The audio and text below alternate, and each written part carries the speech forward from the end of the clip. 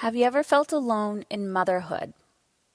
Better yet, have you ever practiced the tools and the strategies that everyone else tells you to practice, and yet you still feel like you're failing somehow? Like you can't quite get it right.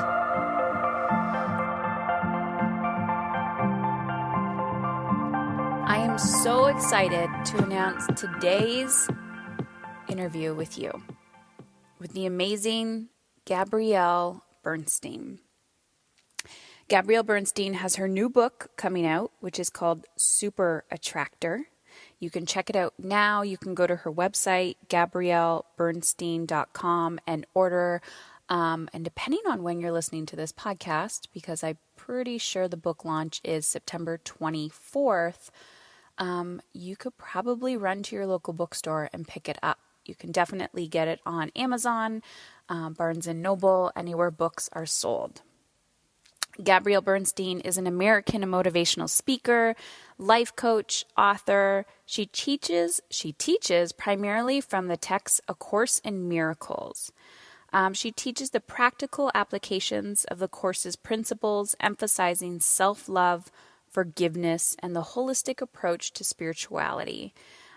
In 2009, Bernstein was featured in the New York Times as a guru for the next generation.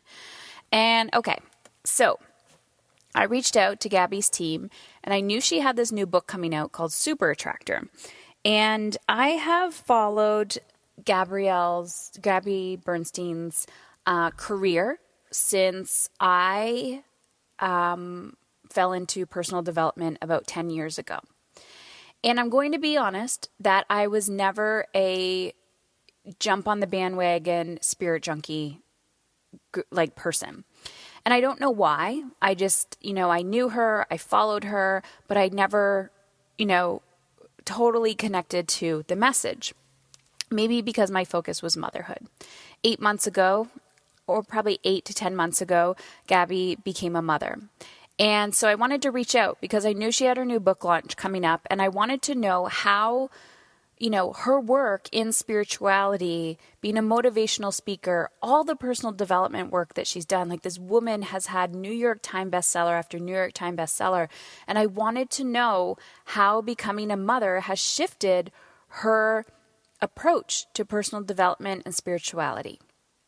And this interview is a real and raw conversation between Gabby and I about postpartum anxiety, depression, and, her fully admitting that when she went to her therapist and her therapist said, Gabby, your spiritual tools aren't working anymore. We need to do something else. So I hope you find grace in this conversation that you are doing enough. And yes, there's always more that we can, look into. There's always more that we can go after. But I want you to walk away knowing that even those out there that we look up to and put on a pedestal, who have written book after book after book about having grace and finding forgiveness, they too struggle. And they have challenges. And we are all human, and we are all in this together. So if you've ever struggled with postpartum anxiety or depression, just please know that you are not alone. Gabby is very open about her experience, and she's still healing through the process. We talk about the book Super Attractor. We talk about manic manifesting. We talk about the manifestation process. So this is an action-packed interview, and check out the show notes for more details, because we're going to have links to the book. We're going to have links to Postpartum International that she's talking about, everything that she discusses.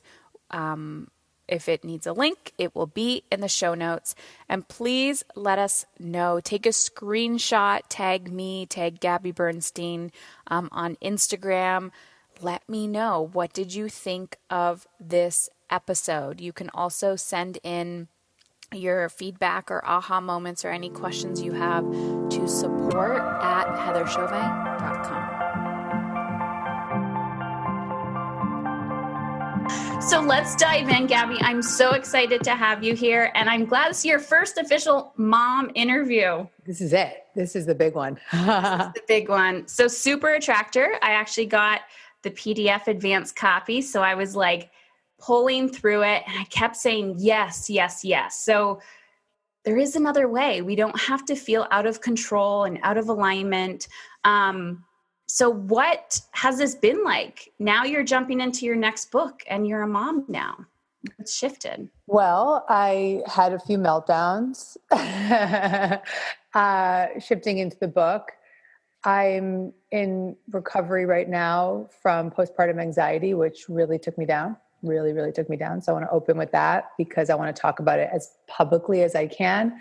I want everyone listening to know the symptoms and to know that overly worrying isn't just a new mom thing. It can be a biochemical thing. Mm-hmm. And so I kind of want to start. Can I start there? I want you to go there and go deep because this is a big issue. I just feel like I need to speak far and wide as much as possible about what this is, because I only went undiagnosed for 3 months, but people go undiagnosed for years. Yeah. And it sometimes won't necessarily go away.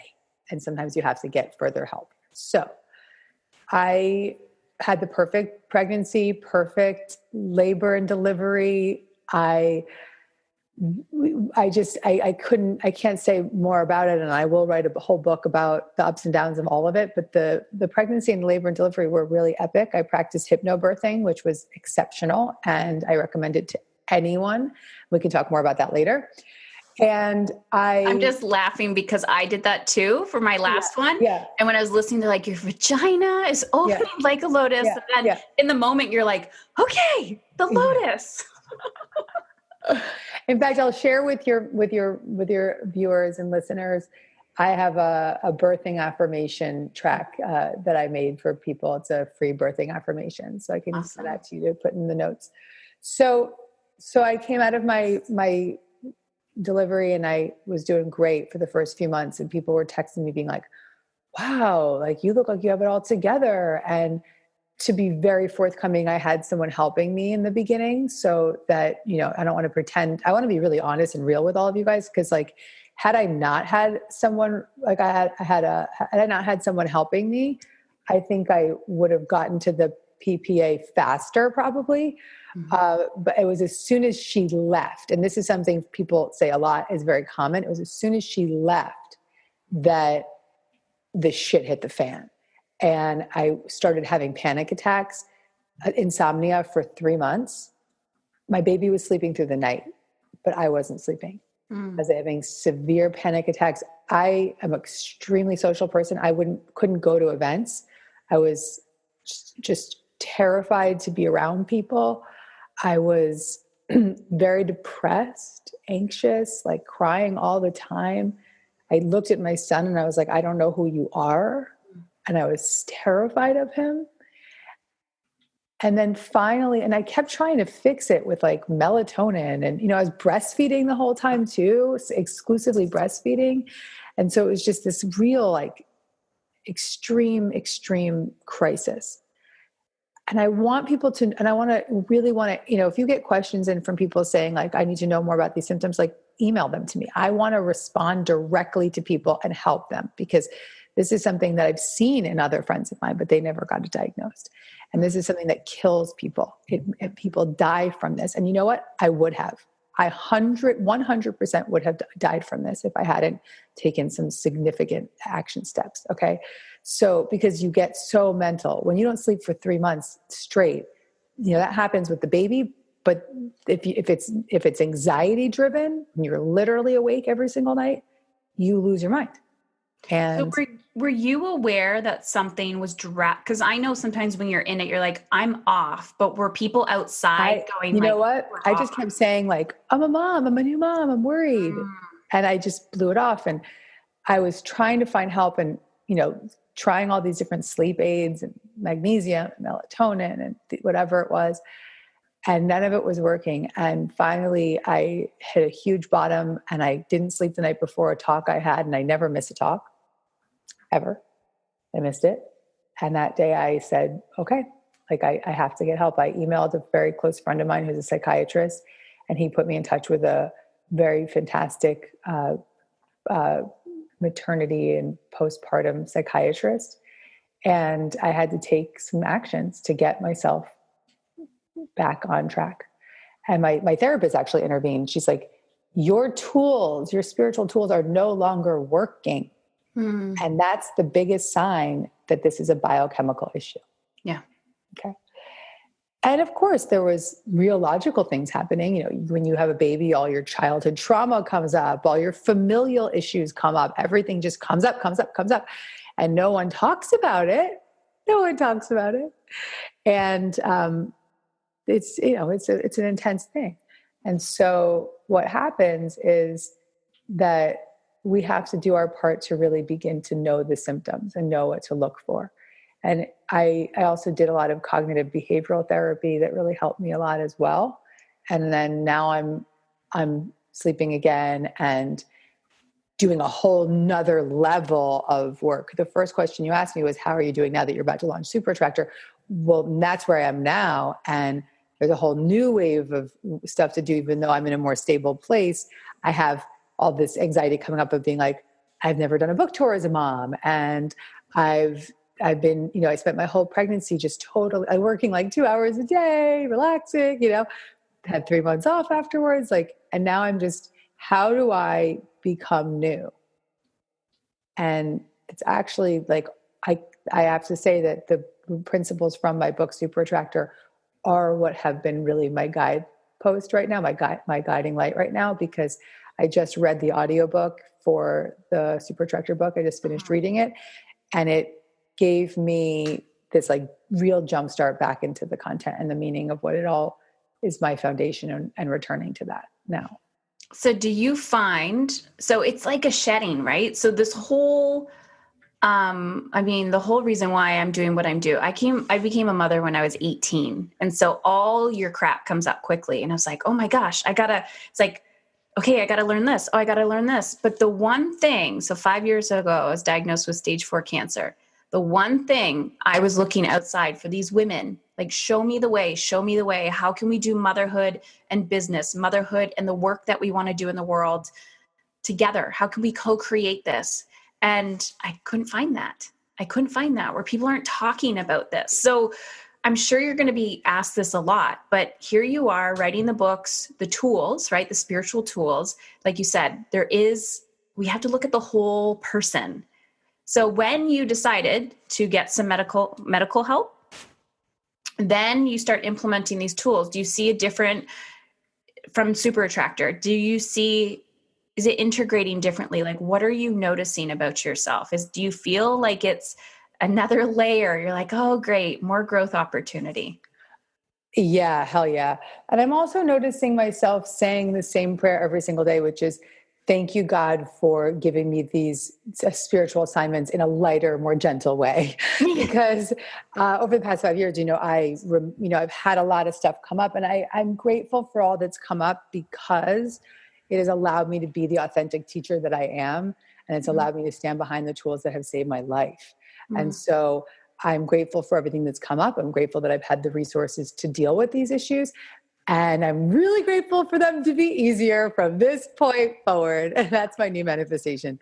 Let's make it easy. But that ease and that flow, I don't really believe comes without the commitment to our internal world, and a commitment to transforming our belief systems, and a commitment to changing our attitude, and a commitment, most importantly, to be brave enough to go to the places that scare us. Because in order to really feel free, we have to unearth some things that we may not always want to know. And becoming a mother is the fastest way to start to recognize that stuff is up. Yeah. How old's your son now? He's 8 months. Okay. So you're like on this, that is Super Attractor, super like, spiritual growth on steroids. That's what I call parenting. It is spiritual. It doesn't matter how much you prepare, it will come. You can, it's like you have the snacks packed and now it's go time. So where are you? What is your perspective now? Because I think did you write the book? You wrote the book while you were pregnant. I did. Yeah. Okay. So what's your definition. I started writing the book before I conceived. Okay. And then I finished the book pregnant. Nice.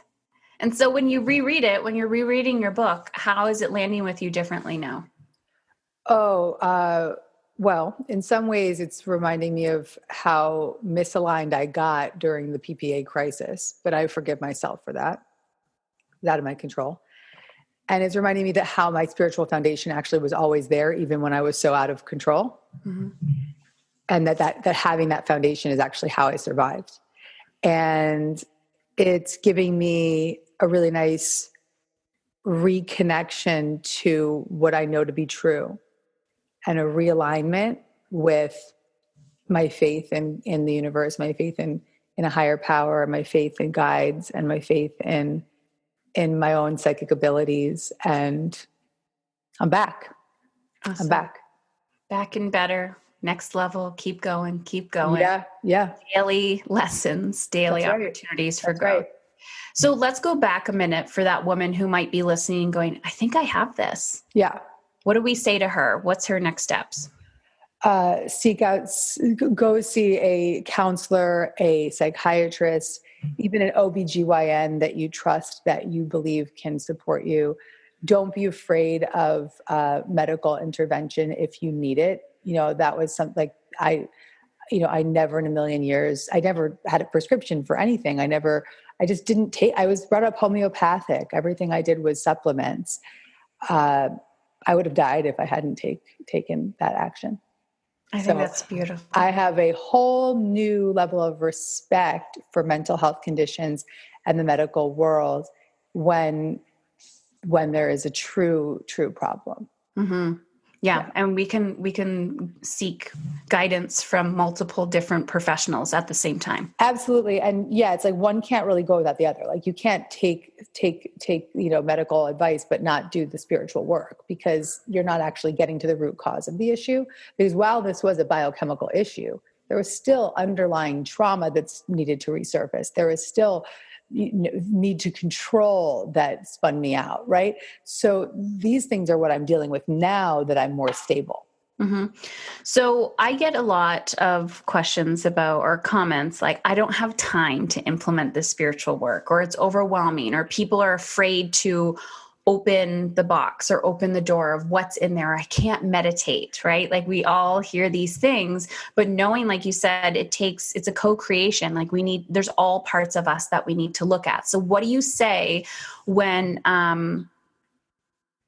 people are like, I just don't have enough time? Well, my response is, if you say you don't have enough time to have a spiritual practice, I say, do you have enough time to feel like shit? Because I had a huge list of things I had to do this morning, and I just took them and I said, I'm going to do my best to get to them before this interview. I'm not doing them right now. And I did,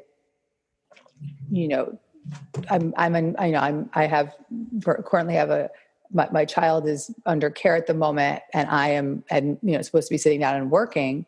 I'm looking at that to-do list, and I'm like, I can't do any of this until I cleanse myself spiritually. And until I sit and do the work, I have to the real work. And so I spent the first hour and a half of my work day, the dedicated time I have to work, doing 20 minutes of emotional freedom technique, 20-minute TM meditation, and 30 minutes of stretching my body and some yoga, in order to literally sit down to my desk and begin my day. And now if someone's like, okay, I don't have childcare and I have a kid around me all day long, my best advice is to get up before the baby. Mm-hmm. Get up before the baby, because, that is, even if you're like, I'm so tired, go to bed earlier. Most children hopefully are sleeping 7 to 7, 8 to 8, whatever it is, right? So you have a window in the morning and at night to take that time. And a lot of people are like, well, I just want to eat dinner. I want to watch shows. Okay, I get that. That's actually good. It winds you down. It calms your nervous system in some ways, depending on what you're watching. Mm-hmm. But you have to make the time to really, really get yourself connected, because I promise you that if you follow the principles in this new book, Super Attractor, or you have any kind of spiritual path that you feel you're leaning towards, doesn't matter what it is, my books, anyone else's books, find your guide, find your teacher, and then recognize that you are your own guru. That teacher will give you the tools to start the journey, and then you become the guru. You guide yourself. I can't be there, with millions of people throughout the world and be like, it's time to meditate. I can be ready to be press play on if you have access to my, there's millions of free meditations out there. You can press play on me any morning of the day and get access to that free guidance, right? I think it goes back to what you said about commitment. Commitment, devotion to becoming, I don't even want to say becoming your best self, but to looking within and doing the work that you need to do. Let me read you something. This is actually, okay, so this is the cover of Super Attractor. The book isn't in print. Well, the book is in print when this video comes out, but we were ahead of this. Okay, so the book is definitely in print right now. So this is the quote that I chose to put on the back of the book. When you are guided to a book like this, it's because you have a strong desire to feel better. That desire is enough for you to experience a miraculous shift. You can decide today to recalibrate your energy and commit to love and joy. In an instant, you can choose a world beyond your fear. When you embark on a spiritual path, a shift occurs, whether you're conscious of it or not. And if you stick to the path and stay committed to your practices, one day you wake up and you're new. So you just said that you want to feel, that people want to feel like a new life, right? Mm-hmm. It's possible. Yeah. It's commitment. Devotion. It is. And it doesn't have to be hard. And that's what's so nice about this book is that none of the tools are hard. They're not hard. I made them very fun and easy and accessible. Even if you took one of the tools from this book and applied it, you will have a shift. You will have a beautiful shift. So it doesn't have to be hard. So let's talk about manifesting. People overcomplicate it. And I don't know, for me, when I first started getting into this, I forgot the action piece. I just thought if I can visualize and meditate and just sit and do nothing, it will come to me. So how can we demystify attraction? Well, it's a little bit of both, right? It's a little bit, look, there's a chapter in the book called Spiritually Aligned Action Method, about taking action from spiritual alignment. And then there's also a chapter in the book that's about doing nothing and letting the universe show you what to do, right? So it's a combination that, we have to first and foremost make getting into spiritual alignment, or feeling joy, for another way to describe that, feeling good, feeling calm and centered and aligned in your own world, in your own way, however you would describe that, is the most important key to manifesting. Because if you want to attract something into your life, first of all, you're always super attracting. You're all super attractors. But many of us super attract what we don't want. Mm-hmm. We super attract what we don't want when we are misaligned, right? So this book is all about getting back into alignment. And that's the simplicity of it. And then there's a whole chapter on how do you take that action to co-create what you want. Well, the whole chapter is about how to take spiritually aligned action. I think that's the key. It needs to be spiritually aligned action. It needs to come from source, something bigger where it's in alignment, and then you're taking that action, and that's how you manifest what feels good. What you desire. So what is spiritually aligned action? Like if you had to define that for someone. It's taking an action when you feel joyful, when you feel connected. So for instance, on my to-do list was go onto Facebook Live and remind people about the book, right? That was something I had to do today. Mm-hmm. And I wasn't feeling aligned. So I was like, I'm going to do my 20-minute meditation right now. And then following that meditation, I got onto the Facebook and went live. So and then I had this interview afterwards. Like I couldn't show up for these things with the magnitude with which I want to if I wasn't connected. Right. So that 20-minute of mantra meditation was my way of getting aligned. And everyone's going to have different ways of getting into alignment, but that reconnected me, that brought me back home. And in that space, I was able to really show up here, show up on Facebook, be the light. It's all about energy management, right? Like you have to fill your cup. You have to feel full. There is this life force energy coming through you. So now let's shift it into the culture of motherhood. I want to be a disruptor in this space where I believe you can feel good and co-create the life that you desire with your children. But culturally, self-care is selfish, right? It's depletion. Yeah. There's like give, and never receive. It's funny that you say that. So in the book, I talk about, I teach a lot of the teachings of Abraham Hicks, which are some of the greatest teachers of the law of attraction. And Abraham really emphasizes that we must be selfish. That selfishness means that we are focused on feeling good, no matter what. Focus on feeling good above all else, because you all know this, moms, that if you aren't feeling good, your kid feels that. If you're not aligned, he or she feels that. My son is such a joyful being of light. And when I was in such a dark place, I couldn't even be around him because I didn't want him to feel the vibration, And so we have to, maybe you only have an hour or 20 minutes in the morning to be with your kid before you send them to daycare. Be in devotion in that time. So my husband and I will trade off in the morning so that we can both bring our highest self, right? So we'll say, okay, you do the bottle tomorrow morning, I'll do the bottle the next morning, so that when we wake up, we're in full commitment, right? And not both of us just sort of scattered and all over the place. Yeah. So what do you feel when you're out of alignment? So a lot of people feel, question. Yeah. So being in spiritual alignment means you feel happy, you're flowing, you're joyful, you're inspired, you have intuitive ideas, you are not afraid to take an action because it feels aligned for you. You feel ready to go. You're not second guessing yourself. You're feeling guided. Mm-hmm. Being out of alignment is all the opposite. It's judgmental, fearful, attack thoughts. The inner critic is real loud. You are blocking yourself from taking the steps that you want to take to further your life. You bring negative energy with you wherever you go. So you're stuck in comparison and fear and lack. So what do you do? Okay, so I get this, or this is what has personally happened for me. So when I started getting back in alignment and feeling good was my baseline. And I think you talked about this in the book, about having your baseline.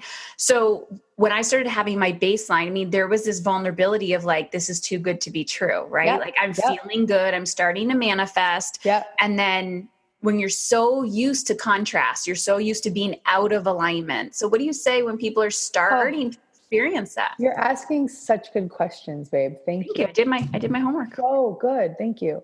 So this is something I address at the end of the book, which is that when you start feeling good, so you do your practices, you start feeling good, and then you start feeling good, you stop doing your practices. You hit bottom again, then you start doing your practices, you start feeling good, and then you start feeling good, you stop doing your practices. this is just what we do, right? That's why the commitment is so important. But also when you start to feel good, there is a story. There's a storyline. Your ego, your fear, the fear part of your mind comes in and says, too good to be true. Can't be possible. And so I have a method in the book called the choose again method. And it's a method that really requires you to look at your fear-based thoughts, forgive them, look at the thought and recognize how it makes you feel. That's step one. Step two is forgive the thought. Like forgive yourself for just having that thought. Forgive yourself for detouring into fear. If it's been months, if it's been years, just forgive it. And then the third step is to choose again, is to choose the next best feeling thought. To choose, and the next best feeling thought could be, I'm going to listen to this podcast right now and maybe it'll give me some insight to feel better. Or the next best feeling thought could be, I'm going to go read that book that's inspiring to me. Or I'm going to go and take a 5-minute walk. Or I know that if I breathe, I can feel better. So it doesn't mean that you're going like jumping into I'm perfect and amazing. It means that I'm just reaching for a thought that feels better. And so that's something that I apply all day long. And what I do actually, and this isn't in the book, but when I notice myself going into the rant, the inner rant, which I go to a lot because, I have stories. And when I get into those stories, the thing I do right away is I say to myself, slow down, sister. Mm. Slow down, sister. What do you need to feel right now? And that's step one of the choose again method. Slow down, sister. What do you need to feel right now? And boom. Boom. Devotion, practice. It doesn't happen overnight, but you can catch yourself. That has to become your commitment. It's not just one time a week. It's like 5 times a day. Right. You choose again. And I think that's really important for people. I want to talk about manic manifesting. It's not happening quick enough for me, Gabby. Like, I took the action. I was aligned this morning. Like, where is it? Yeah. So, one of the big keys to manifesting is patience. And when we're in that manic state of how do I make it happen? When is it going to happen? Then we're really blocking the flow of the universe to pick up what we're putting out, right? Mm-hmm. Because in that manic state, we're putting out a neediness, we're putting out fear, we're putting out uncertainty. But when we're centered and we say, I know this or better is on the way. I know the universe has a timeline better than my own. We really believe that, not just say that, but believe that. Mm-hmm. That's when everything unfolds naturally. Giving you an example. In the book, I talk a lot about my conception journey, and it took me 3 years to conceive my son. And in those 3 years, I remembered childhood trauma. I mean, a lot of stuff came up. And in retrospect, thank the Lord that I did not conceive one day sooner, because I had stuff I had to clean up before I could become a mother. I had to learn how to mother myself before I could become a mother. I had to get my team in place before I could become a mother. I had to turn over my business to my husband so he could run it and be free to do the amazing work that he does before I could become a mother. I had to get out of the way. And it took 3 years. And then right on time, my baby came. So it was when I actually surrendered it fully and said, universe, you got a plan better than me. And in the book, I talk a lot about this journey. So if this is something that someone's going through, this is very much in the book. Yeah. Awesome. And then, so circling back, did you ever feel that feeling when you were having your postpartum anxiety? Like when, I need change now. Like, how long is this going to last for? Yeah. Oh yeah. When I'm in crisis, I try to control it. Yeah. Which doesn't make for a good situation, because in any situation we need to surrender, whether it's a crisis or whether it's a manifesting. So it wasn't until, and I had really good therapists that were helping me recognize that I was trying to control my recovery the same way I was trying to control a lot of other areas of my life. And that need to control is actually an underlying issue that's probably sparked the PPA, right? So the thing that's really important to me also about this postpartum anxiety depression is that, look online at Postpartum International. Like, if you don't have insurance or you don't have resources to get a therapist, like somebody said to me when I was talking about it, and they texted me and said, Gabby, you have all the resources in the world, which I do. I've got like Marianne Williamson on speed dial and like Deepak Chopra on my email. And, I have so much support in my life. Right. And I have resources to my insurance, getting me a therapist or whatever it is. Right. So, but most people don't. Yeah. Most people don't. And so my mission, a new mission for me, is not only to contribute financially, but also by speaking up at organizations like Postpartum International and everywhere else, right? So and here and wherever I can. So if someone doesn't have the resources to get help, like I said, it could be that OBGYN, it could be emotional freedom technique tapping, which is a really great resource. That's free if you go to thetappingsolution.com, or I have tapping on anxiety. If you just Google Gabby Bernstein tapping on anxiety, that can be a beautiful resource. But if you need medical support, then ask God how to guide you to whatever it is that you need, because that support, while it may not be available to all, because of our ridiculous healthcare system, is available at a lot of nonprofit organizations. So don't hesitate to look for the resources where they are available. And don't give up. Keep looking. Don't blow it off. Right. If you don't show up for what's up, it will keep coming up. I remember when I was diagnosed with cancer, and they're like, Heather, you have to do chemo. I was like, no. And I kept doing research for all these holistic ways. And they're like, you're going to die. Like, you're not going to make it till Monday. You have 2 days. The tumors are growing so rapidly. And I just remember surrendering. I remember walking out of the hospital, looking up and going, you finally got my attention. Yep. I will listen to you. I had a similar situation yesterday.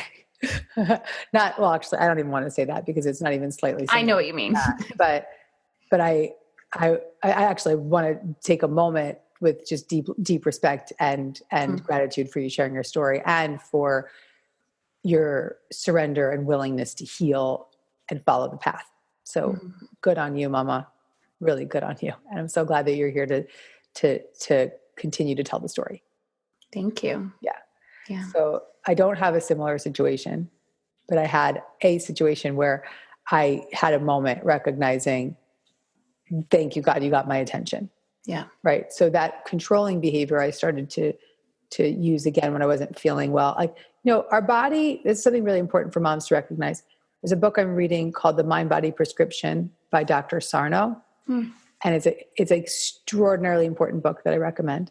And it talks a lot about how when we have a physical issue, right, anxiety even, but also pain, gut inflammation, that there is I've always believed there's a root cause condition, right? But Sarno says that it's unexpressed rage and anger and other emotions, right? But primarily rage and anger. So let's put it this way. I wound up in the emergency room. It was really not cute. I drove myself there. I thought I was throwing up blood. I was throwing up blueberries, but That's good. Thank the Lord. Yes. But I was extremely dehydrated, depleted, and had extraordinarily low potassium. So it was really in a bad place because I had tried to control my body, right? Because I wasn't feeling well and I was trying all these different things to make myself feel better and ultimately made myself very ill. So the point I'm making is, I walked out of the hospital that morning by myself in like scrubs and like a hospital gown in my handbag. And I was like, like, you got my attention. Yeah. You got my attention, God. I'm done trying to control. Right. And you'd think after writing 7 self-help books that would be done. Then you have a baby and you're like, oh, I got more shit to work out. Next, it's another series coming up. I appreciate you being open though, because it's too often we can read a book and go, they have their shit together. I must be getting something wrong. And from this conversation and just reading, it's like, we're all human having this, we're all spirits, souls having this human experience. Yep. And it's devotion, it's daily devotion, it's moment by moment devotion and commitment. And it's so easy to become blindsided and allow ego to take over and go, oh, I got this. Like, oh, I haven't eaten all day. Who cares? I just have a few more things on my to-do list that I need to do, or my children can do this activity and this activity. And it's very easy. The reason why this podcast is called Mom is in Control, you'll laugh at this.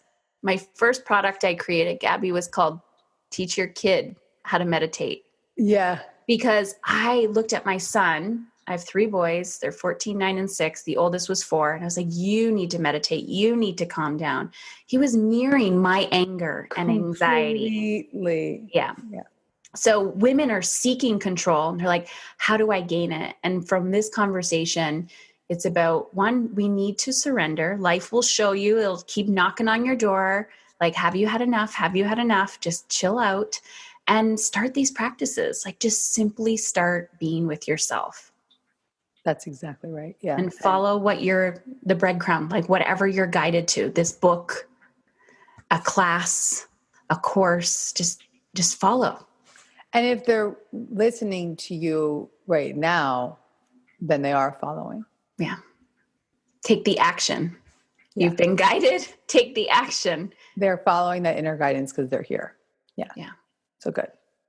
I'm so grateful, 1, that I was your first mom conversation and I could just see and feel where you're going to go. And it's a beautiful gift, like in that space, because it's a very, I think there's a fine line where people are like, just drink your green juice and go to yoga and, snap out of it. And there's a lot that we don't know, but when we surrender to it and there's not an us versus them, it's a collaboration. And how can we, you can't just do one thing and everything's going to shift. You got to look at it all. You got to do all the work. I couldn't agree more. I'm so happy you're doing this. And thank you for this amazing contribution. to the world, thank to you. moms. You are very, very, very crucial in this world right now. Thank you. Thanks, Gabby. So where can people get your book and what else do you got going on? Head over to gabbybernstein.com/super attractor book, and all the details are there. And I have a book tour. I am going to be in New York, Connecticut, Boston, LA, San Francisco, Houston. Will you be near Toronto? No, not coming to Canada.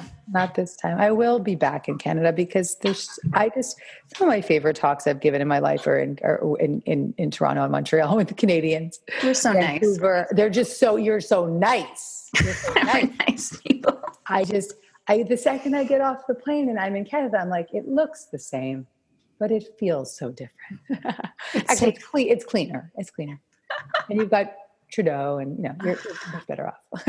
We're good. Well, thank you. And I'm super excited to dive deeper into your book and to see where your journey takes you. Thank you, friend. I'm so happy to know you now. Thank you so much.